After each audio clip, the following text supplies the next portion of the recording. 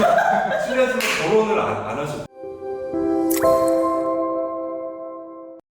안녕하세요. 프라우드 비뇨기과에서 근무하고 있는 비뇨기과 전문의 이지용이라고 합니다. 오늘 저희 채널 첫 촬영인데요. 사실 많이 좀 긴장되고 떨리기도 하고 제 이름을 내세워서 하는 이제 채널이다 보니까 열심히 해야겠다는 생각이 들고 진료실에서 다 말씀드리지 못했던 궁금해하시는 분들에 대해서 자세하게 말씀드릴 수 있도록 하겠습니다. 오늘 함께하게 될 아나운서 임재원입니다. 반갑습니다. 사실 저는 비뇨의학과 하면 생각나는 단어가 남자들만 가는 병원? 이런 생각이 있는데 좀 비뇨의학과에 대해서 설명을 좀 먼저 해주셨으면 좋겠어요. 비뇨의학과는 비뇨기과라는 이름으로 사용하다가 최근에 이제 비뇨의학과라고 과 이름을 좀 바꿨습니다. 비뇨기과 하면은 부정적이라고 해야 되나? 약간의 안 좋은 좀 고정관념 같은 게 있었던 것 같아요.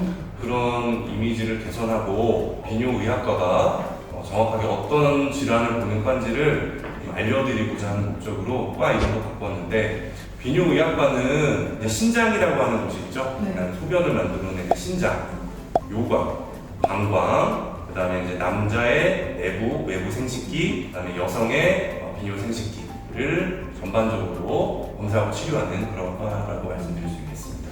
굳이 선택을 해서 비뇨의학과 전문의가 되신 이유가 궁금합니다. 저는 약간 성격이 보수적이고 오늘 너무 힙한데? 옛날 사람 같은 그런 생각을 그래요? 좀 많이 가지고 있는 거예요. 의과대학을 들어가고 이제 과를 선택하는데 의사는 무조건 수술을 해야 된다. 수술하지 않으면 의사는 아니야. 혼자 막 그런 생각을 많이 했었어요. 꿈으로 수술할 수 있어야 된다. 그래서 수술하는 의사가 되고 싶었습니다. 저한테 맞는 수술을 할 수 있는 과를 찾다가 이제 비뇨의학과를 선택하게 됐는데, 그러면 비하인드 사실 그런 건 아니고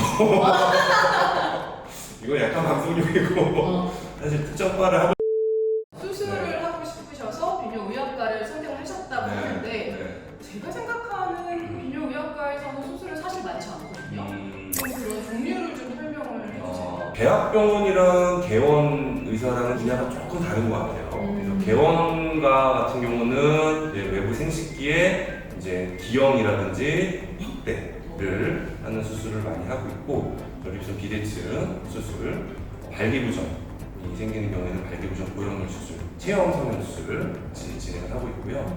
그다음에 이제 대학병원 같은 경우는 주로 암 수술을 많이 하는 것 같습니다. 신장암, 요관암, 방광암, 전립선암 이런 암들이 있죠. 요즘에 전립선암 환자들이 굉장히 많이 늘어나고 있고 전립선암 수술도 굉장히 많이 하고 있습니다. 여성분들 같은 경우에는 묘실금 수술들 비뇨의학과에서 하고 있습니다. 그러면 지금까지 수술 횟수가 어느 정도 되신 거예요? 제가 비뇨의과 전문의를 따고 지금 거의 한 10년이 좀 넘은 것 같습니다. 그래서 음경 관련한 수술로는 한 5,000 케이스 이상 한 걸로 제가 알고 있고, 전립선 비대증 수술을 주로 많이 하고 있는데 내시경적으로 하는 전립선 비대증 수술을 500 케이스 이상 했습니다. 제가 질문을 좀 드려도 될까요? 그럼요. 비뇨의학과에 가보신 적이 있으신지? 사실 저는 지금까지는 한 번도 안 가봤는데 주변에는 방광염 때문에 가시는 분들이 있더라고요. 산부인과보다 비뇨의학과가 더 진료를 잘해준다고 해서 저는 지인분들한테는 많이 듣긴 했어요. 저희 병원에 오시는 여성분들의 거의 한 70-80% 이상은 방광염 증상인 것 같아요. 방광염 증상이 보통 이제 소변 볼 때 아프거나 소변 볼 때 좀 약간 피가 보인다든지 소변을 굉장히 자주 보게 되고 보고 나도 좀 시원하지 않은 잔류감 생기는 그런 게 주 증상인데, 그런 증상이 있으면 이거 치료할 수 있습니다. 굉장히 흔한 질환이고, 그리고 보통은 항생제, 먹는 항생제로 잘 치료가 되기 때문에 이런 증상이 있으신 분들은 지체하지 마시고 빨리 비뇨의학과에 오셔서 치료 받으시면 좋겠습니다.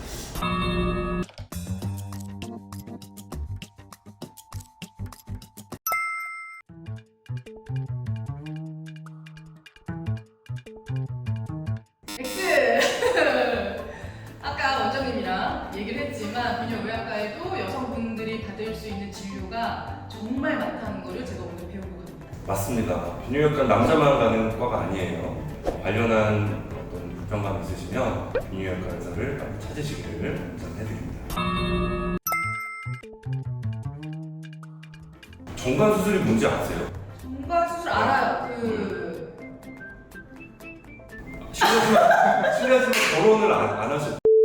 남성의 생식기를 묶는 거죠? 아닌가요? 생식기라 하면 정확하게 어디를 묶어요? 아닌가요? 음경을 묶나요? 아니 정자가 나오는 곳. 맞아요. 정자가 나오는 곳을 묶어요. 고안에서 정자가 만들어져요.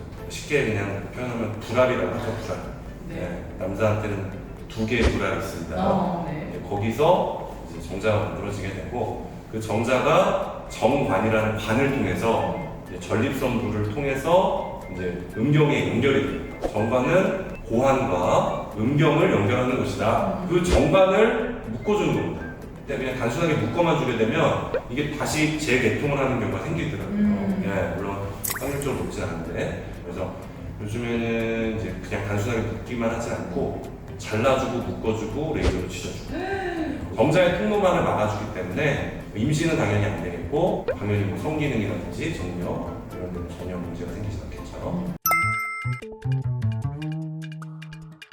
X. 아직도 남아있는 나라는 우리나라랑 또 몇 개국밖에 없다고 들었어요. 저도 이제 조카들이 있는데 남자의 둘이거든요. 그러니까 이게 근데 정말 고민이에요.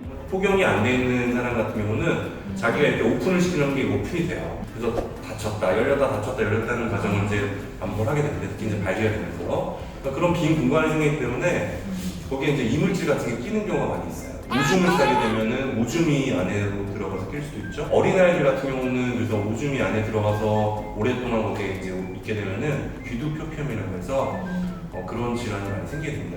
굉장히 통증이 심하게 되고 소변을 잘 못 보기 때문에 밤에 유약병 응급실에 그런 아이들이 많이 와요, 실제로. 어쨌든 이제 포경술이라는 거는 그냥 단순하게 오픈시켜주는 게 아니라 그 덮여있는 피부를 잘라서 봉합해주는 수술이 포경수술입니다. 포경 수술을 그러니까 위생상이나 청결도를 위해서는 해주긴 해줘야 되는데 성관계가 많이 이거 수술을 하면서 잘려 나간다고 하더라고요. 네네. 그래서 요즘 좀 젊은 엄마들은 해야 된다, 안 해야 된다 이게 조금 많이 좀 양분화가 되는 것 같아요. 원장님은 좀 어떤 거를 추천을 해주시는지. 했을 때 좋은 점과 안 좋은 점, 그렇죠. 또는 안 했을 때 좋은 점과 안 좋은 점, 이거를 다 종합해서 판단해 보면 결론은 하는 게 좋다. 이유는 뭐냐면 앞서 말씀드린 바와 같이 귀두 표피가 귀두를 계속 덮고 있게 되면 그 안으로 이제 염증 물질들, 나중에 이제 성인이 돼서 성관계를 하게 되면 거기 안에 이제 성병균들이 많이 들어가게 됩니다. 그러니까 보통 이제 성병균 같은 게 들어오게 되면 자연 방어 능력도 있어요. 그러니까 성병균이 들어온다고 다 성병이 생기는 건 아니거든요.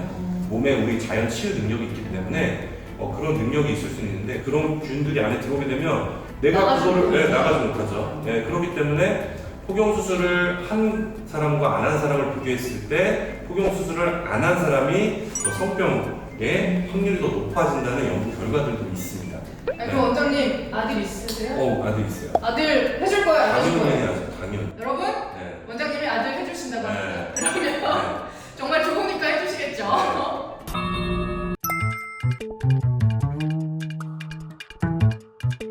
세모?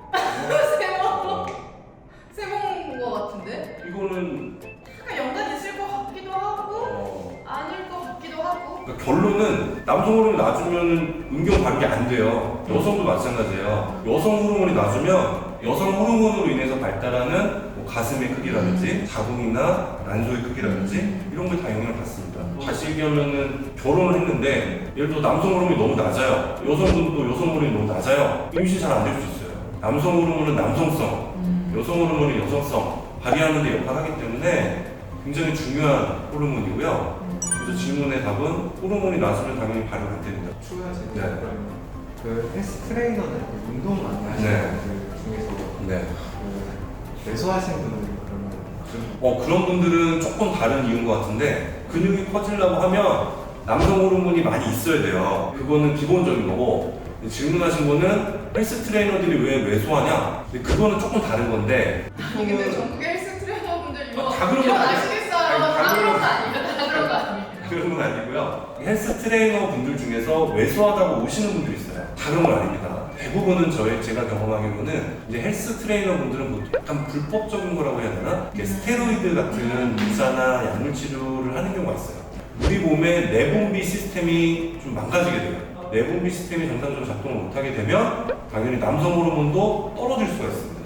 그래서 스테로이드를 많이 맞으시는 분들은 남성 호르몬이 떨어지기 때문에 외소증이 생길 수도 있고 또는 성기능 저하가 생길 수도 있어요. 그래서 그런 거는 굉장히 주의 즐기게 됩니다.